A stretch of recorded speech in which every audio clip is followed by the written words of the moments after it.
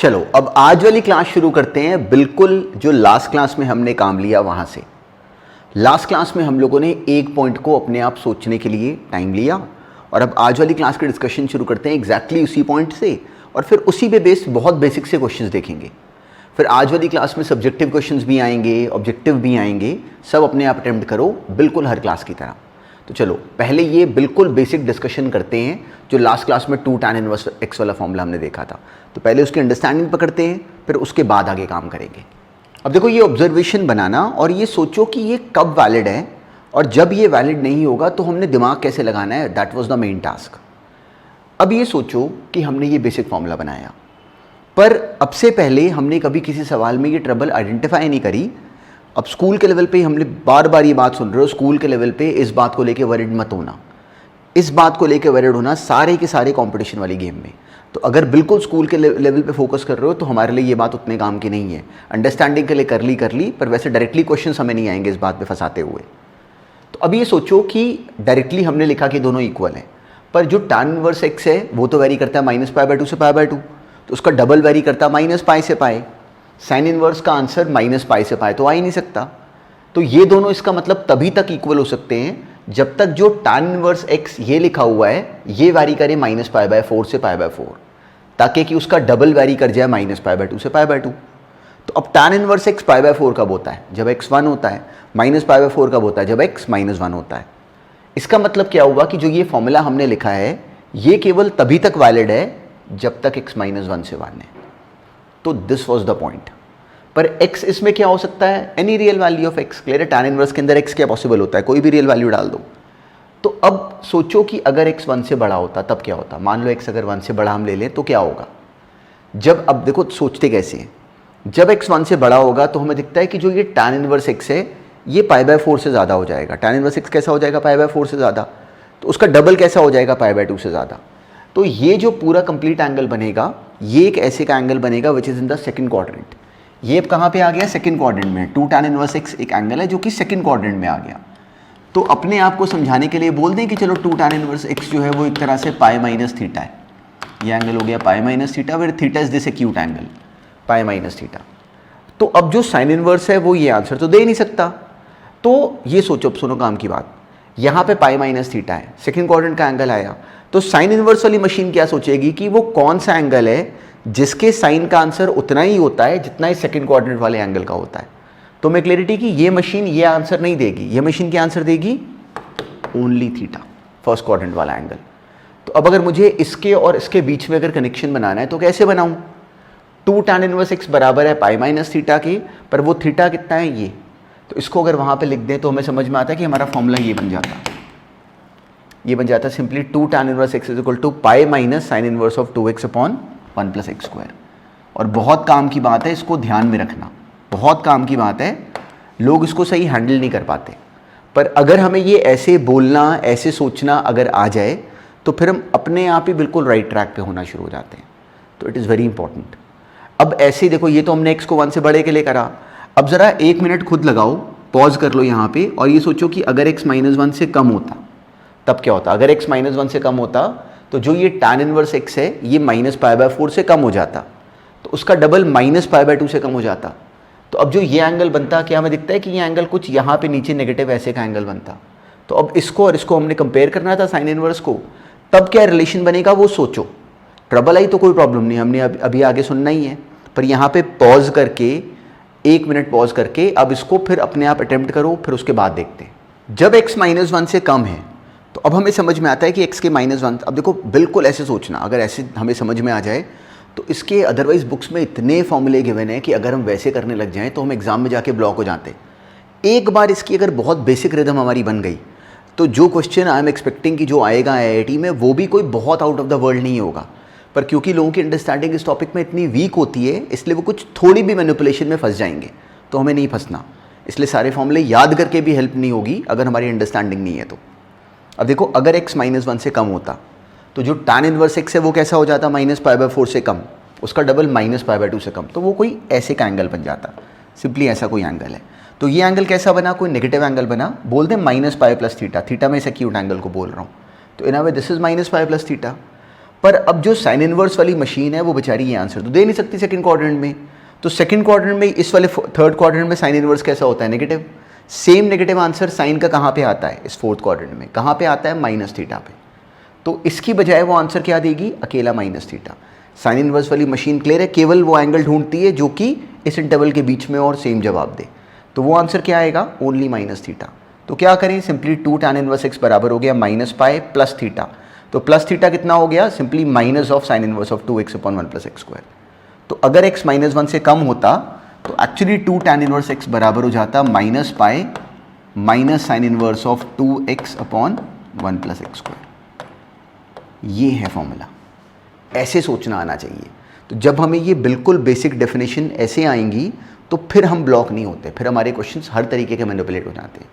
तो लॉजिक कितना सिंपल था, बस एग्जैक्टली हमें ऐसे बोलना आना चाहिए। अब ऐसे ही रिकॉल करो कि अगर हमने 2 tan इनवर्स x वाली टर्म बनाई थी कॉस इनवर्स के साथ, तो बिल्कुल सेम तरह का पॉइंट था। अब उसको भी सोचना। अब जब उसके फॉर्मूले बुक में भी देखोगे या जो हमने पहले भी लिखे तो we would be able to relate. पर अभी इसी बात को हम और अप्लाई करेंगे क्वेश्चंस के बीच में, तो वो डिस्कशन में और अभी बाहर निकलेगा। तो चलो अब आज वाली क्लास में अब ये सिंपल सा क्वेश्चन अपने आप सॉल्व करो। अब देखो ये क्वेश्चन एग्जैक्टली हम अभी इन अ वे अभी करके हटे। हमें ये क्लैरिटी है कि जो 2 tan इनवर्स x है वो जो sign inverse of 2x upon 1 plus x square है, हमें क्लैरिटी है कि वो उसको डायरेक्टली 2 tan इनवर्स x लिखना एक्चुअली तो स्कूल के एग्जाम में तो सही है, पर लेकिन अगर हमें x की रेंज गिवन हो तो उस क्वेश्चन में फिर हमने थोड़ा थोड़ा दिमाग लगाना है, और ये बहुत हेल्प करेगा आगे वाले चैप्टर्स में भी। डिफरेंशिएशन में भी इस पे क्वेश्चंस बन सकते हैं, इंटीग्रेशन में भी, और बहुत अच्छे क्वेश्चंस बन सकते हैं अगर हमें ये रेंज वाली बात क्लैरिटी में समझ में आ जाए तो हमारा अपने आप सॉल्व हो जाए।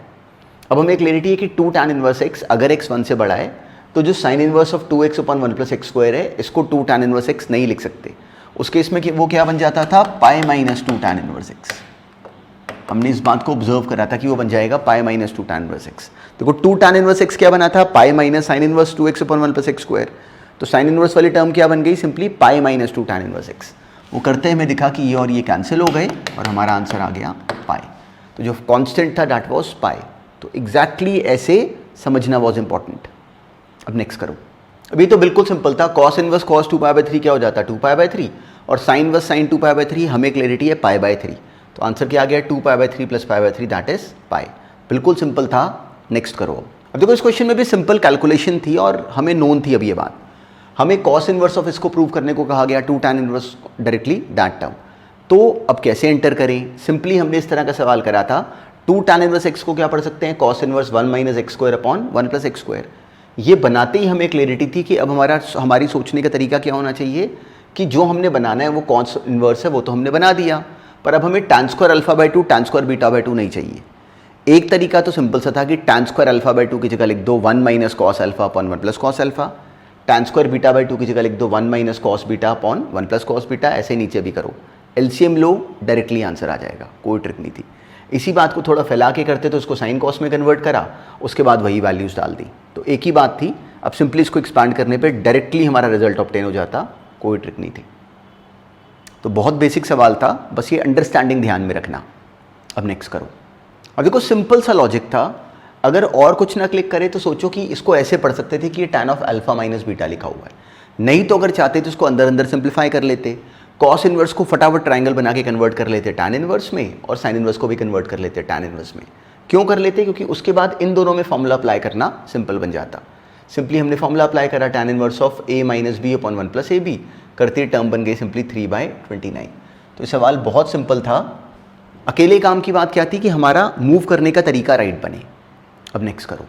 इस टॉपिक में अब नोटिस करोगे कि थ्योरी नहीं है, और काम क्या है कि जितनी बात हमें बताई गई उस पे बेस्ड हम लोग बहुत परफेक्शन में आना शुरू। तो ये भी कैलकुलेशन थी, पर हमने नोटिस करना था कि किस जगह पे कैसे कैलकुलेट करें। अब देखो सुनो, ध्यान रखना, सवाल हम सॉल्व कैसे करते हैं।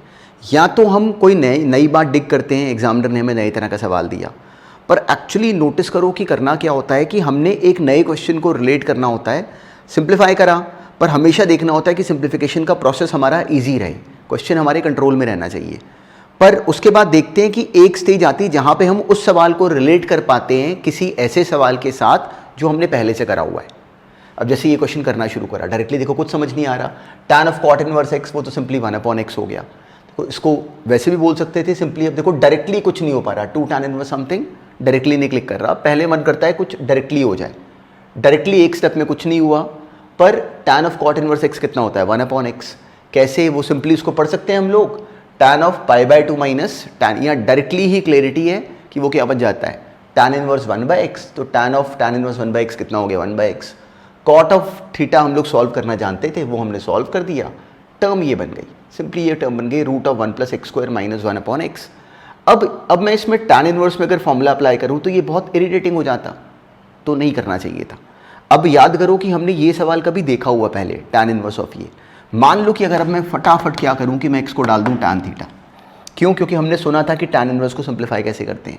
तो देखो ये क्या बन जाता, secant थीटा - 1/tan थीटा, वो एलसीएम लेके बन जाता 1 - cos थीटा अपॉन, ये बन जाता secant थीटा - 1/tan थीटा, वो बन जाता 1 - cos theta upon sin theta, जिसको हम क्या लिख लेते, देखो ये क्या बन जाता 1 - cos theta upon sin theta, बाहर tan इनवर्स है, बाकी सेम सवाल लिखा हुआ बाहर 2 tan इनवर्स। अब ये क्या बन जाता 2 sin² थीटा/2, ये 2 sin थीटा/2 cos थीटा/2 कैंसिल होकर tan थीटा/2। tan थीटा/2 tan इनवर्स क्या हो गया थीटा/2, उसका डबल क्या आ गया थीटा। ऐसे करते हैं जो क्वेश्चन ऑब्जेक्टिव आते हैं उनको बिल्कुल ऐसे ब्रेक करते हैं। अब x कितना है tan थीटा, थीटा कितना हो गया tan इनवर्स x, ये मेरा आंसर है। देखो इसको ब्रेक करना वॉज एक्चुअली सो सिंपल। वैसे cot इनवर्स 1/x भी गिवन है, तो एक्चुअली तो ये भी राइट हो गया अगर x को हमने पॉजिटिव, पहले भी x को पॉजिटिव लिया है, तो क्योंकि x को पॉजिटिव लिया है गिवन नहीं वैसे, इसलिए इसका b भी राइट है वैसे अपने आप में, क्योंकि हमने उसी बात को पहले भी यूज़ करा है। पर डायरेक्टली अगर बनाए तो उसका c मार्क करते, अगर हम लोग को एक ऑप्शन होता तो केवल c मार्क करते। अब नेक्स्ट करो, हमारा बिल्कुल बेसिक लॉजिक क्या है कि हमने सवाल करना है और हमने सवाल तेज़ करना है। ऑब्जेक्टिव क्वेश्चन है, किसी ने मैं बोला कि tan π/4 - u/2 बनाओ, तो देखो ऑब्जेक्टिव क्वेश्चंस में मेरा क्लियर फोकस रहता है कि मुझसे क्या पूछा गया, मुझसे tan π/4 - u/2 पूछा गया। तो एक तरीका क्या होता कि मैं पहले इसको सिंप्लीफाई करूं, cot इनवर्स को लिख लूं tan इनवर्स 1 अपॉन करके, इसको मेहनत से मैं सिंप्लीफाई करूं, फिर tan u बनाऊं और कुछ मेहनत करूं।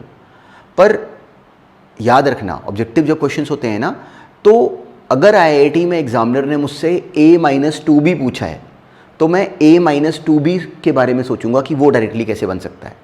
जो हमारा रेगुलर पैटर्न है इतने सालों का पढ़ाई का, वो क्या करता है कि हमें कहता है a निकालो b निकालो, सिंपल रूट पे चलो a और b निकालो, फिर a-2b सॉल्व कर लेना।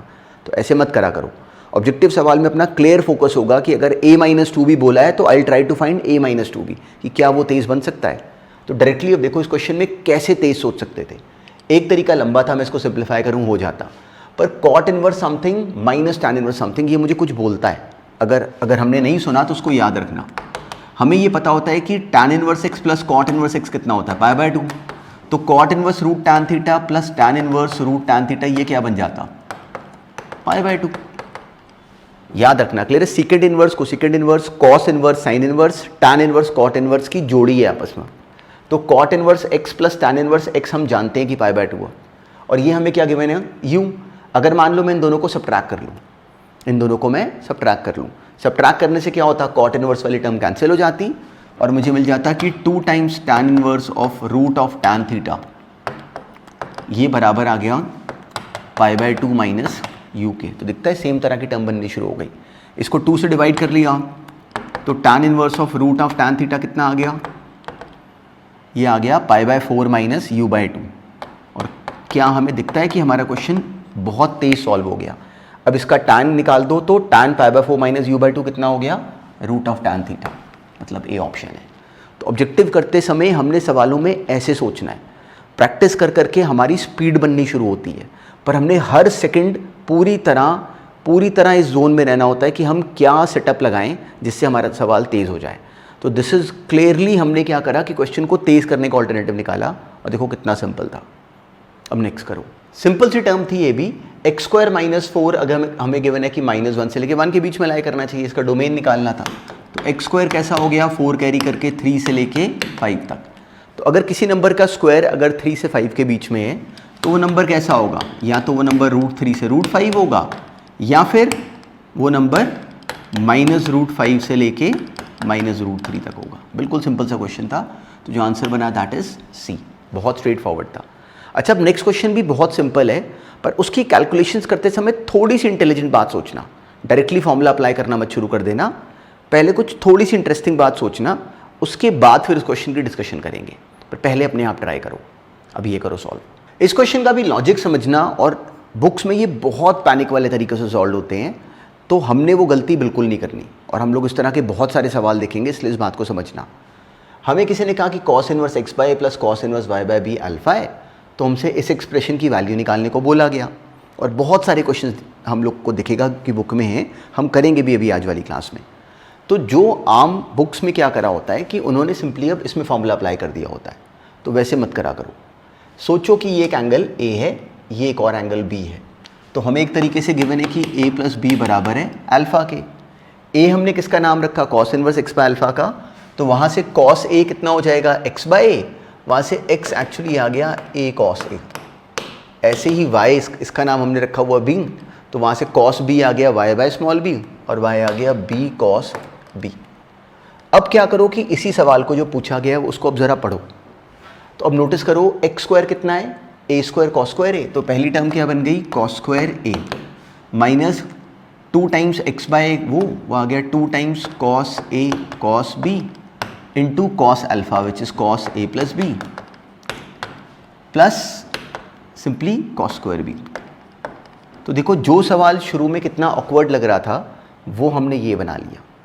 अब ये दिखता है कि अगर ये रिकॉल करो तो ये क्वेश्चन हमने ट्रिग्नोमेट्री में +1 में करा होता है। इसको सिंप्लीफाई करना याद करो कैसे करते थे, बहुत सारे तरीके थे। मान लो 2 cos a cos b में फॉर्मूला अप्लाई कर दिया, वो आ गया cos a plus b plus cos a minus b into cos a plus b लिखा ही हुआ है प्लस cos स्क्वायर b। इसका बेनिफिट क्या हुआ, ये क्या बन गया, ये बन गया cos a plus b into cos a plus b cos square a plus b. ये बन गया cos a plus b into cos a minus b, जो कि हमें पता होता है कि cos square a minus sine square b होता है। तो जब माइनस एडजस्ट करोगे तो cos स्क्वायर a कैंसिल हो जाएगा और साइन स्क्वायर b प्लस हो जाएगा। Sine square b plus cos square b याद करो 1 आ जाएगा। तो मेरा सवाल सिंप्लीफाई करके बन जाता है 1 minus cos square of a plus b which is what, simply sine square of a plus b. और a प्लस बी कितना था, अल्फ़ा, तो ये क्या बन गया, साइन स्क्वायर अल्फ़ा, मतलब ए ऑप्शन। तो देखो ये सेम सवाल अगर बुक्स में देखोगे तो उन्होंने इतना अजीब बनाया हुआ इन क्वेश्चंस को कि हमसे हो ही ना पाए, तो हमने करना भी नहीं। वैसे कभी भी अगर ऐसे के सवाल, ऐसे की एक्सप्रेशन आए तो हमने नई बात क्या सुनी कि हम इनको ऐसे एंगल बोल लिया करेंगे, this is an angle a, this is an angle b. उसके बाद हमने जैसे ही क्वेश्चन को ट्रांसफॉर्म करा, हमें दिखा कि ये सवाल तो हमने +1 में करा हुआ है, 11th में हमारा करा हुआ क्वेश्चन है। तो हमें ये समझ ऐसे आनी चाहिए। सारी बुक्स में अगर उन्होंने उसको टेढ़ा करा है तो भी बहुत अच्छी बात है, क्योंकि हमारा अपने आप ही एडवांटेज बन गया, क्योंकि हमें ये सीधा करना आता है। तो इट इज़ वेरी इंपॉर्टेंट, बिल्कुल इस बात को ध्यान में रखो। नेक्स्ट क्वेश्चन भी ऐसे ही सोचो, इसी तरह की बात के ऊपर बेस्ड है। अब इन सारे क्वेश्चंस का जो भी इस तरह के सवाल देखोगे उन सबका बेसिस एक्चुअली हर बार सेम है।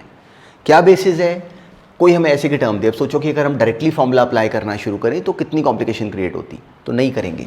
सोचो कि ये ए, ये वो बी और ये तीसरे वाला सी, तो हमें इसको पढ़ना ही ऐसे चाहिए कि हमें ये गिवन है कि a प्लस सी बराबर है पाई के, और हमने ये प्रूव करना है। तो जैसे ही हमें क्लैरिटी है कि a प्लस सी बराबर है पाई के, तो उसके बाद तो याद करो कि हमें ट्रिग्नोमेट्री से काम बहुत ईजिली आता है। अब हमने क्या प्रूव करना है कि tan a plus tan b plus tan c बराबर है tan a into tan b into tan c के। तो कैसे करेंगे, एक सेकंड में हमें क्लैरिटी है कि tan of a plus B equal to pi minus C, मतलब tan of pi minus C. Simply हमने वो टर्म क्रिएट करा दी, तो वो क्या बन गया, tan a plus tan b मतलब x plus y on 1 minus x y बराबर हो जाएगा tan of minus c which is minus z के। क्रॉस मल्टीप्लाई करो, आंसर आ गया। सिंपली क्रॉस मल्टीप्लाई करते ही हमारी टर्म प्रूव हो गई। तो इस तरह का कोई भी सवाल अगर आए तो हमने बिल्कुल ऐसे ही सोचना है।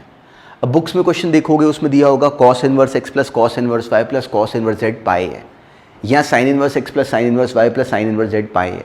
उन सारे सवालों में क्या करना है, बुक के तरीके से नहीं करना, उसका नाम ABC रख लेना है और उस सवाल को 100% कन्वर्ट कर देना है into a question of trigonometry. याद रखना ये बात।